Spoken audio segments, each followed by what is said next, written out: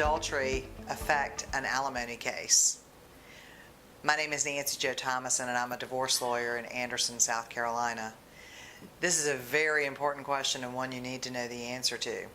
And the answer is it very much can affect an alimony case. In South Carolina, we have a statute that provides that a spouse who commits adultery is going to be entitled to absolutely no alimony under any circumstances if they can be proven to have committed adultery.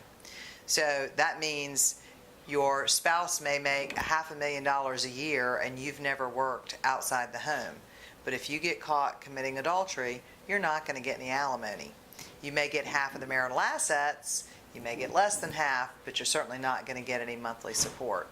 So it's very, very important for people who depend on their spouses for their income to understand this. It is the one thing that can absolutely, completely disrupt your life and certainly your standard of living if you commit adultery during your marriage.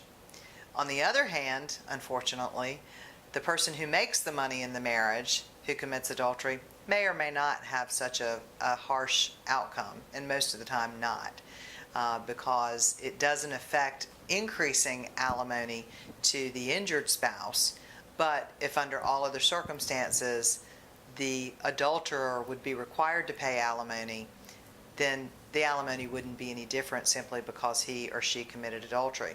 By the same token, if your spouse commits adultery, it doesn't automatically mean that you're entitled to alimony.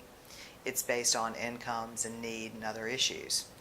The most important thing I want you to know is if you are a spouse who depends on your spouse for their income and to keep up your standard of living, it is absolutely imperative that you not commit adultery or certainly not get caught committing adultery.